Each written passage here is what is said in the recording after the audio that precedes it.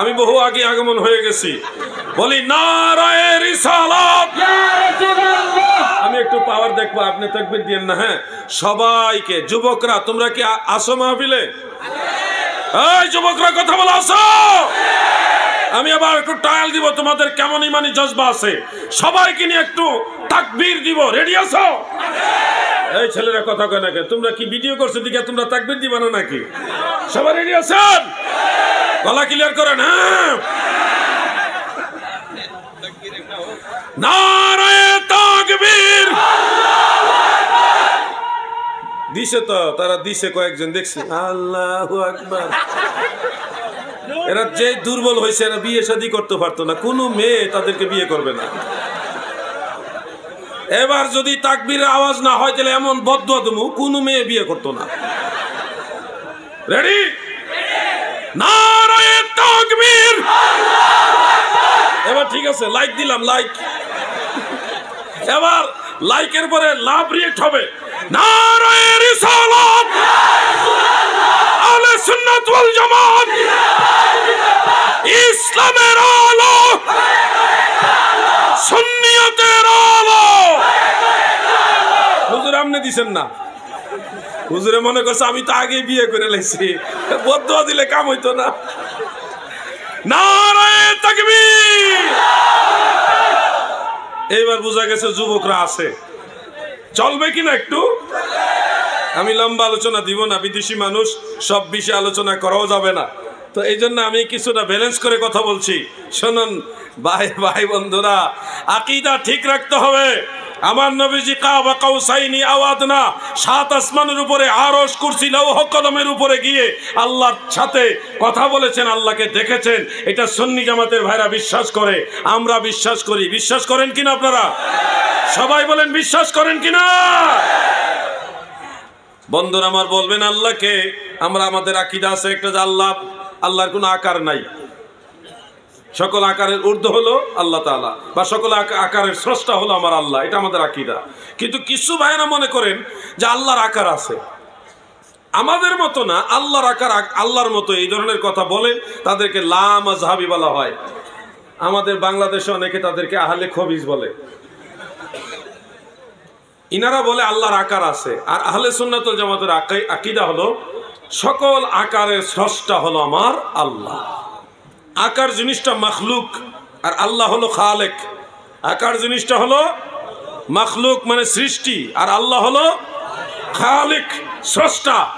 সৃষ্টি কখনো স্রষ্টা হতে পারে, স্রষ্টা কখনো সৃষ্টি হতে পারে না। মনে রাখবেন, আল্লাহকে যদি আকার বিশিষ্ট বলেন, তখন স্রষ্টাকে সৃষ্টির সাথে মিশিয়ে দিলেন, মিক্স করে ফেললেন, যেটা শিরক।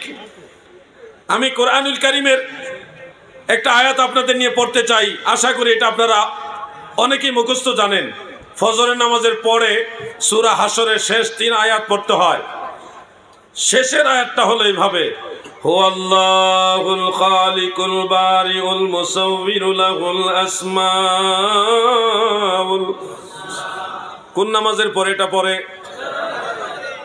আওয়াজে বোঝা যায় আপনারা অনেকে নামাজ পড়েন না। কোন নামাজের পরে? নামাজ পড়বেননি? নামাজ ছাড়া কোনো তরিকা নাই, নামাজ ছাড়া কোনো রাস্তা নাই। এই নামাজের ব্যাপারে অবহেলা দেখে মাজারে সেজদা, অহরহ সেজদা করে বিধায় আমিরে মুআবিয়া রাদিয়াল্লাহু আনহুকে সাহাবী হিসেবে মানে না, গালাগালি করে বিধায় আমি আমার বিশাল এক দল ছেড়ে দিয়েছি। বলছি তাদের সাথে আল্লাহ রসুল থাকতে পারে না, কারণ যারা মাজারে সেজদা দেয়, সেজদার মালিক একমাত্র আল্লাহ। বলেন সেজদার মালিক কে? আপনারা কি সেজদা দেন নাকি ডাইনে বামে? আওয়াজ দিয়ে বলেন সেজদার মালিক কে? কোন মাজারে বা কাউকে, আল্লাহ ছাড়ার কাউকে সেজদা দেওয়া যাবে না। পীর ও মুর্শিদের কদম বসি করা যাবে। কদম বসি করা সুন্নতে সাহাবা, সাহাবাই কারাম নবীজির কদম বসি করেছেন। আমাদের বাংলাদেশে একটা জেলার নাম মৌলভী বাজার, হইতাম নিবা শুনিলাউকা বাল্লা করিয়া হুনুকা খৈরাম খৈরাম নৌকা। মৌলভীবাজারে বেশ কয়েক বছর আগে আপনাদের অপোজিটে বাংলাদেশে হলো সিলেট আর আপনারা হলেন আসাম। সিলেটের ওই পারে একটু ওই পারে হলো, ওইদিকে হলো মৌলভীবাজার জেলা। মৌলভীবাজার শহরে আমি একবার আমাদের এক ভাইয়ের দোকানে গেলাম, 3 জন আলেম, ওনারা বলতেছে এই সুন্নিরা শিরিক বিদাত করে, তারা কদম বসিজে করে মাথা নত হয়ে যাচ্ছে, এগুলি মাথা নত হলেই শিরিক হয়ে যায়। তা আমি ছিলাম ওখানে, আমি বললাম ভাই কথাটা এইভাবে বলা ঠিক না, সেজদা করলে হারাম হবে অথবা শিরক হবে, অবস্থা ভেদে ফতোয়া, কিন্তু আমরা তো কদম বসি করি, আমরা তো সেজদা করি না। কদম বসির হুকুম আর সেজদার হুকুম তো এক না, আল্লাহ ছাড়া কাউকে সেজদা দেওয়া যাবে না, আমরা একমত। যদি ইবাদতের নিয়তে গায়রুল্লাহকে সেজদা দেওয়া হয় তাহলে শিরক হবে, আর যদি তাজিমের নিয়তে গায়রুল্লাহকে সেজদা দেওয়া হয় তাহলে হারাম হবে, কবিরা গুনাহ হবে, তবে কাফের হবে না। এটা আমরা জানি। তারা বললো হ্যাঁ আমরাও তো সেটা বলি, তবে পীর মাশায়েখ তিনাদের কাছে গিয়ে যে এই মাথা নত করে কদম বসি করেন এটা শিরক হবে। আমি বললাম এটা শিরক হবে কোন কিতাবে আছে? এটা কি কোরআন শরীফে আছে না হাদিস শরীফে আছে না কিতাবুল আন্দাজে আছে? কিতাবুল আন্দাজ মানে অনুমানে কয় না, এটা তো মাথা নত করলে তো শিরক হয়ে যায়। আমি বললাম আপনি বললেই তো হবে না, মাথা নত করলে শিরক হয়ে যাবে, আপনি বললে তো হবে না। সেজদা করলে ইবাদতের নিয়তে সেজদা করলে শিরক হবে, ঠিক আছে, মাথা নত করলে শিরক হয়ে যাবে, এটা তো কোনো আজগুবি কিতাবেও নাই। আমাকে ওনারা বললেন, 3 জন ওনারা, আমি একা। আমি বললাম যে মাথা নত করলে শিরক হবে, এটা তো কোনো কিতাবে না, আজগুবি কিতাবেও নাই। আর 3 জনে মিলে আমাকে ধরে বলতেছে যে আপনারা যে কদম বসি করেন এটার কোনো দলিল আছে? আমি বললাম কি বলেন, আপনারা আলেম না? আমি একটু বিস্মিত হলাম আর কি, আশ্চর্য হলাম, আপনারা আলেম না? অবশ্যই আমরা দাওরায়ে হাদিস কমপ্লিট করেছি। বাংলাদেশে কওমি মাদ্রাসায় সর্বোচ্চ ডিগ্রি হলো দাওরায়ে হাদিসের উপর, আরও বিভিন্ন বিষয়ে তাকাসসুসুল ফিকহ আর অনেক সাবজেক্ট নিয়ে খাসভাবে ডিগ্রি অর্জন করে, কিন্তু দাওরায়ে হাদিসটা তাদের মধ্যে নরমালি বড় ক্লাস। তারা আমাকে বললো আমরা দাওরায়ে হাদিস কমপ্লিট, আমরা পড়বো না মানে আমরা বুখারী মুসলিম পড়েছি, সব কিতাবই আমরা পড়েছি আলহামদুলিল্লাহ। আমি বললাম আপনি ঠিক মতো পড়েন না, দৌড়াইয়ে পড়ছেন। কেন? বললাম মিশকাত শরীফ আপনি ঠিক মতোই পড়েন না, আর বুখারী মুসলিম পড়বেন কখন? আবু দাউদ শরীফের মেইন কিতাবের 709 পৃষ্ঠা একটা হাদিস রয়েছে, যেটা মিশকাত শরীফের 402 পৃষ্ঠার মধ্যে আছে। হাফেজ ইবনে হাজার আসকালানি হাদিসটা বুখারী শরহ ফাতহুল বারীর মধ্যে উল্লেখ করে লিখেছেন সনদ হলো যায়্যিদ, মানে অতি উত্তম সনদ, হাসানের চেয়ে উত্তম, সহিহ চেয়ে একটু নিচে, এইটাকে বলা হয় যায়্যিদ। ইবনে হাজার আসকালানি এটাকে যায়্যিদ বলেছেন, অন্যান্য মুহাদ্দিসিনে কেরাম হাদিসটাকে সহিহ বলেছেন। হাদিসটা হলো এইভাবে, ওয়া আন যারিইন وكان في وفد عبد القيس قال لما قدمنا المدينة فجعلناه نتبادر من رواحلنا فنقبل يد النبي صلى الله عليه وسلم ورجله رواه أبو داود। হযরত জারে রাদিয়াল্লাহু আনহু বলেন আমরা আল্লাহর রাসূলের দরবারে গেলাম, দ্রুত গতিতে যার যার বাহন থেকে নামলাম, নামার পরে নুকাব্বিলু ইয়াদান নবী, আল্লাহর নবীর হস্ত মুবারকে চুমা খাইলাম গো, ওয়ারিজলাহু, আল্লাহর নবীর কদম মুবারকে ও চুমা খাইলাম। নুকাব্বিলু এটা জমা মুতাকাল্লিম, মানে সব সাহাবারাই চুম্বন করেছে। আমরা যারা গুনাহগার আল্লাহর নবীর কদম মুবারকে চুমা খাইতে পারি নাই রে। আল্লাহর হাবিবের সোনার মদিনায় গেলে মদিনার ধুলাবালিগুলি চুমা খায়, কারণ ওই ধুলাবালিগুলি আল্লাহর নবীর কদম মুবারকে লেগেছে। এই জন্য শায়ের বলেন মদিনার ওই ধুলাবালি মোর নয়নের কাজল, আমি মদিনার পাগল, আমি নবীজির পাগল, আমি মদিনার পাগল, আমি নবীজির পাগল। মদিনার ওই ধুলাবালি মোর, মদিনার ওই নয়নের কাজল, আমি মদিনার পাগল, আমি নবী। আমি হাদিস শরীফটা ওনাদেরকে শোনালাম, শোনানোর পরে বলতেছে হ্যাঁ এরকম একটা হাদিস পড়ছিলাম, খেয়াল ছিল না। তখন আমি বললাম খেয়াল রাখা তো উচিত, কারণ সাহাবাই কেরাম আল্লাহ রসুলের কদমবসি করেছেন। কদমবসি করতে গেলে তো মাথাটা সামান্য একটু নিচু হতেই পারে, সেজদা হবে না কিন্তু কদমবসি হবে। তো সাহাবাই কেরাম যেটা করেছে এটাকে আপনারা শিরিক বিদআত কিভাবে বলেন বলুন তো? না, এটা নবীজির জন্য খাস। কদমবসি সাহাবারা নবীজির জন্য করেছে, এটা শুধুমাত্র নবীজির বেলায় খাস, অন্য কারো বেলায় খাস না। পেশ মারলো ওখানে হুজুর। আমি বললাম এটাও তো ঠিক না, এক সাহাবী আরেক সাহাবীর কদমবসি করেছে, তাহলে তা স্বতন্ত্র রইল না, খাস রইল না। এক সাহাবী আরেক সাহাবীর কদমবসি করেছে। তখন তারা একটু বললেন না এটা হতে পারে না, আমরা এটা কোথাও পাইনি, আপনি এগুলি কোত্থেকে বলছেন, দলিল দিতে পারবেন? আমাকে বলতেছে দলিল দিতে পারবেন যে এক সাহাবী আরেক সাহাবীর কদমবসি করেছে? আমি বললাম বলেন কি, আপনারা এটাও জানেন না নাকি এটাও মনে নাই? না বলেন, কোথাও হাদিস থাকলে বলেন। একটু নরম হয়ে বলতেছে বলেন কোথায় হাদিস থাকলে বলেন। আমি বললাম ইমাম বুখারী হাদিস বর্ণনা করেছেন। ইমাম বুখারী আমিরুল মুমিনিন ফিল হাদিস, তিনি আদাবুল মুফরাদের মধ্যে হাদিস উল্লেখ করেছেন, দুইটা হাদিস এনেছেন। এর একটা হাদিস হলো হযরত আব্বাস রাদিয়াল্লাহু আনহুর কৃতদাস হযরত সুহাইব রাহমাতুল্লাহ আলাইহি, তিনি বর্ণনা করেছেন রাইতু আলিয়ান রাদিয়াল্লাহু আনহু ইউকাব্বিলু ইয়াদাল আব্বাস ওয়া রিজলাইহি। সুবহানাল্লাহ বলেন। হযরত সুহাইব বলেন আমি শেরে খোদা হযরত আলীকে দেখেছি গো। মাওলায়ে কায়নাত শেরে খোদা হযরত আলী ইবনে আবি তালিব রাদিয়াল্লাহু আনহু হযরত আব্বাস রাদিয়াল্লাহু আনহুর হাতে এবং কদম মোবারকে চুমা খেয়েছে।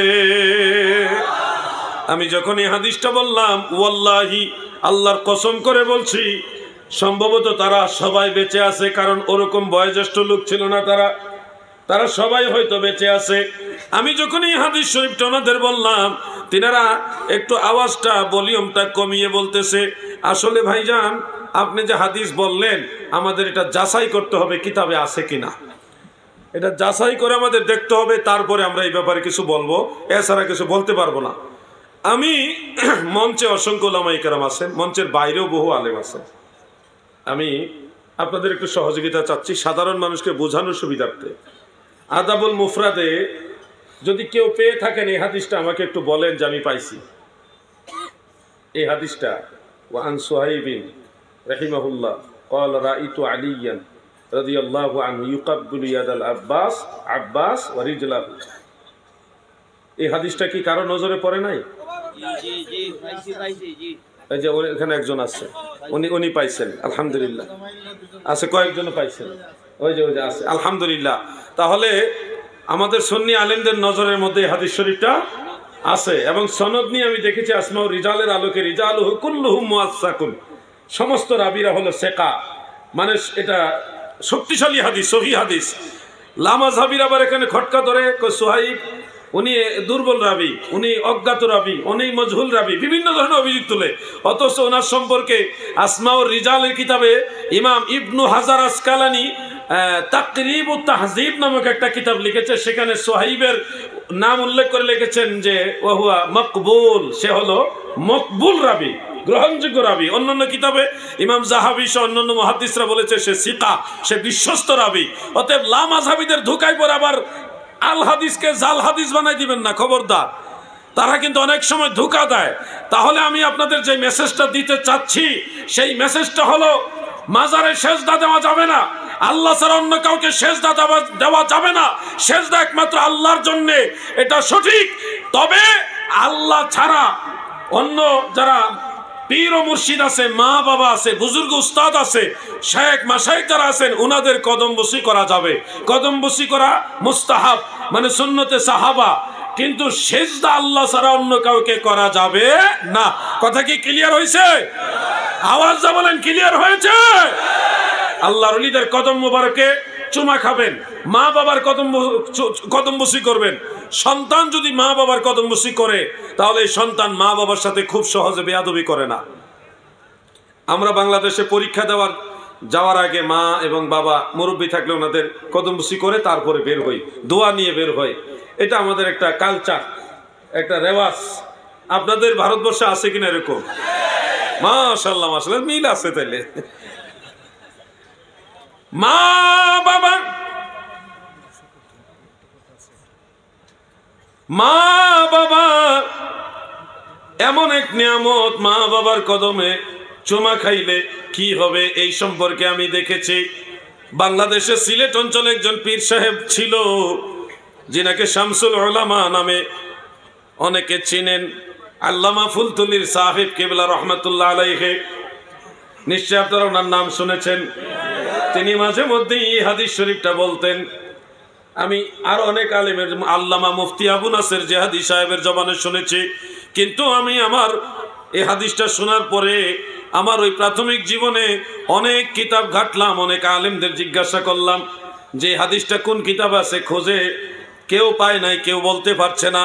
আল্লাহ পাকের অশেষ দয়ায়, আল্লাহর ওলিদের উসিলায় খুঁজতে খুঁজতে দুররুল মুখতারের মুকদ্দমা এবং হেদায়ের মুকদ্দমার মধ্যে দেখলাম এই হাদিস আছে, সন্তান যদি মা বাবার পায়ে, মায়ের পায়ে চুমা খায় রে, কোন সন্তান যদি মায়ের পায়ে চুমা খায়, আল্লাহর রাসূল বলেছে সে জান্নাতের চৌখাটে চুমা খাইল। এই জন্য মা বাবার কদম বসে করবেননি বলেন? আওয়াজ ভালো না, জোরে বলেন। আওয়াজ নাই কেন? ব্যাটারি দুর্বল নাকি? খাওয়ান দাওয়ান কম হয়েছে? আপনারা মা বাবার কদম বসি করবেন, তবে আল্লাহ ছাড়া কাউকে সেজদা করা যাবে না। আমি এই সেজদার বিরোধিতা করেছি, সেজদার সম্পর্কে কঠিনভাবে রুখে দাঁড়িয়েছি। আলহামদুলিল্লাহ অসংখ্য মানুষ মেরেছে। এখনো আমাদের এই সমাজে অনেক ভাইয়েরা আছেন অজ্ঞতার কারণে পীর সাহেবের সেজদা মারে বা মাজারের সেজদা মারে। এগুলি যারা করে তারা সঠিক আহলে সুন্নাত নয়, তারা ভণ্ড। তারা কি? জোরে বলেন, তারা কি? ভণ্ড। কোন ভণ্ডামির সাথে সুন্নিয়তের সম্পর্ক নাই। আল্লাহ যেন আমাদেরকে আহলে সুন্নাত ওয়াল জামাতের পথে সিরাতুল মুস্তাকিমে থাকার তৌফিক দেন, বলেন আমিন। এ ভাই ঘুমাইতেছেন না আপনি? পিছনে চায় না, আপনারই বলছি ঘুমাইতেছেন নি? তা ঘুমাইবেন না, দরুদ শরীফ পড়েন। আল্লাহুম্মা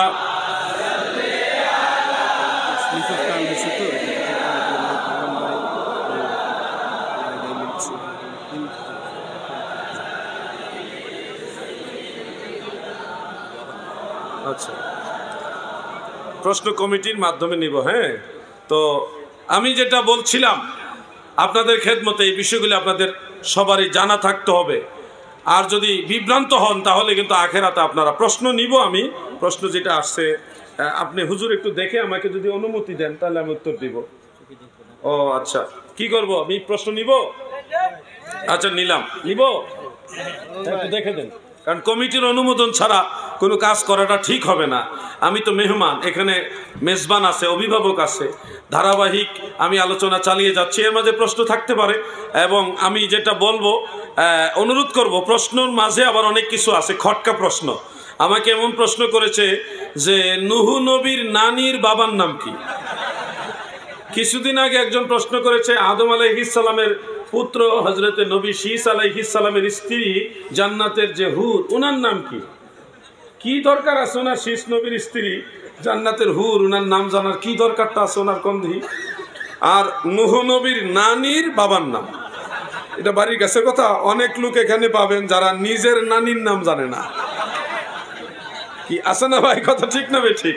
তো এই লোকগুলি হলো খটকা প্রশ্নওয়ালা, মানে বক্তাদের আটকাইতে চায়। তা আপনাদের খেদমতে বলবো যে আমি বলছি না যে একেবারে পৃথিবীর সব আমি জানি, কথা বলতে গেলে অনেক সময় স্লিপ হবে। তো আমি একটু আগে একটা আয়াতে কারিমা তিলাওয়াত করেছি, লা ইলাহা ইল্লা আনতা সুবহানাকা ইন্নী কুনতু মিনাজ জালিমিন। তো এখন তাড়াহুড়া করতে গিয়ে পড়তে গিয়ে যদি একটু এদিক সেদিক হয়ে যায়, সেটাও আর দেখবেন ধরার মতো অনেক লোক আছে। তো এটা হলো তাড়াহুড়া করে পড়তে গেলে এমন হয়, ইন্নী কুনতু মিনাজ জালিমিন, ইন্নী কুনতু মিনাজ জালিমিন, এটা তাড়াহুড়া করে পড়া হয়েছে। আর আয়াত এটা কোরআন শরীফে আছে না নাই? ঘুমাই রয়েছেন নাকি? আছে না নাই? আমার সাথে একটু বলুন, লা ইলাহা ইল্লা আনতা সুবহানাকা। আচ্ছা ঠিক আছে, নিচ্ছি। একটু জিকির করেন, ইসমে জাত আল্লাহ আল্লাহ আল্লাহ আল্লাহ আল্লাহ। এটা চালায়েন না আপনার, এটার কারণে ওনাদের জিকির আওয়াজটা পাই না। আল্লাহ আল্লাহ, মারহাবা মারহাবা।